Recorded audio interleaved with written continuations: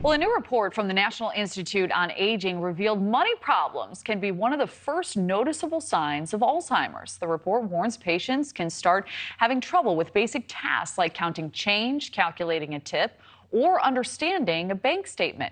Experts also say to look out for unpaid and unopened bills, strange new purchases, or money missing from the person's bank account.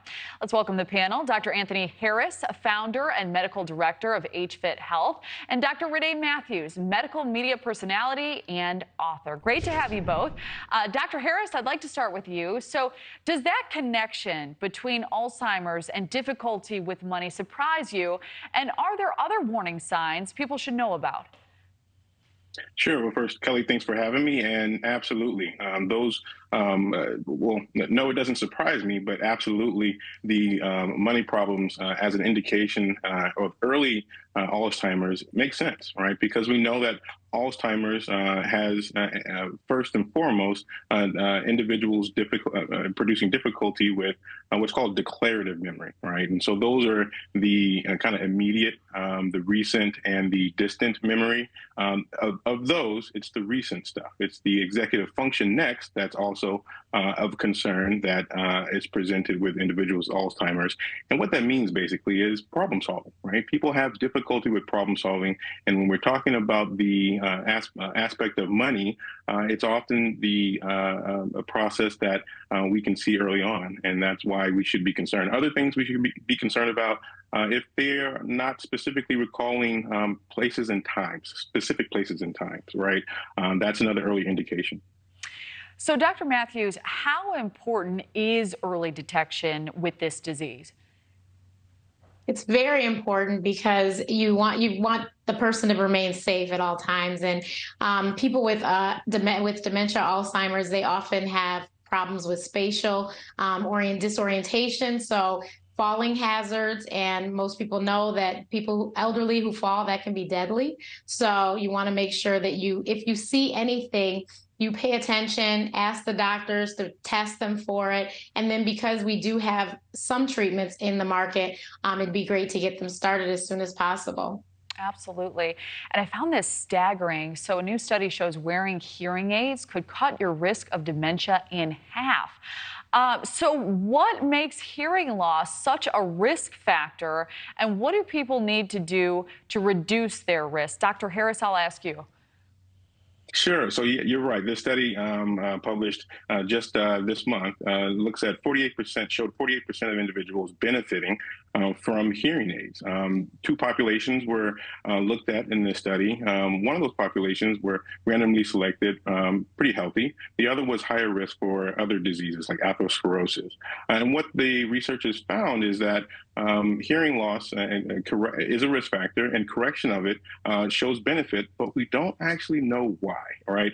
And so more research is needed because the benefit that was seen in this population may be attributed to the social aspects of improved hearing as a proxy for the actual intervention that produces the lower risk and progression of dementia. That makes a lot of sense. Really interesting. So, Dr. Matthews, some scientists are hailing an upcoming dementia drug, calling it a new era in dementia and Alzheimer's treatment. What more do we know about it, and what makes it so groundbreaking? It's groundbreaking because it slows the progression.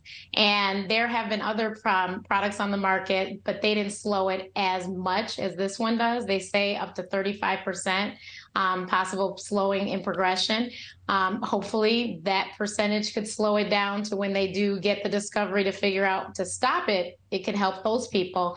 But if it gives people the ability to be able to do normal tasks, to go grocery shopping, take care of their families, and do all those things independently, then this obviously would be a great benefit to patients. Absolutely. That drug called donanemab. I'd love to get your take on another topic. So television personality Jill Martin revealed she's been diagnosed with breast cancer just 1 week after testing positive for the BRCA gene, which is linked to a high cancer risk.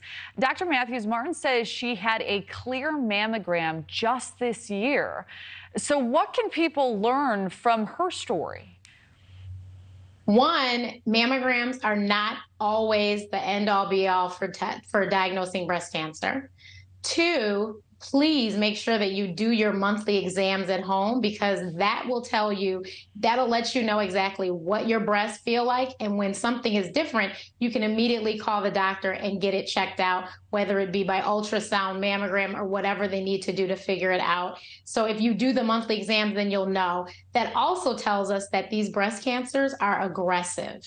What wasn't there a year ago, all of a sudden, or even in the same year, 2 months later, could be there and could be stage 3 or 4. So it's really important that we know our breasts and that we get the testing done.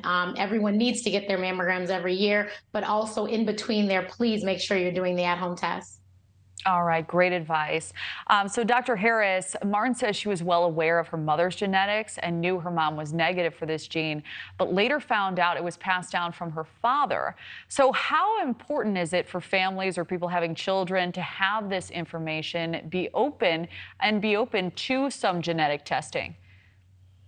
Sure. I mean, well, genetic testing now is very important, particularly for those individuals who have other family histories, as it could be in this case. So, history not just of breast cancer, but ovarian cancer history, tubal history of cancer, as well as peritoneal cancer, right? And so we know that getting these genetic screenings and counseling begins with talking to your doctor and doing a simple screening questionnaire to see if you have some of these potential risk factors that would then prompt getting the actual genetic testing itself. And there's other tests out there that are popping up. And we know that some of these tests for early cancer detection are seeing some benefit in terms of efficaciousness. So that's another opportunity in terms of groundbreaking blood tests that consumers will have opportunity to participate with. All right. Well, I certainly learned a lot. Dr. Harris, Dr. Matthews, thank you both for being here.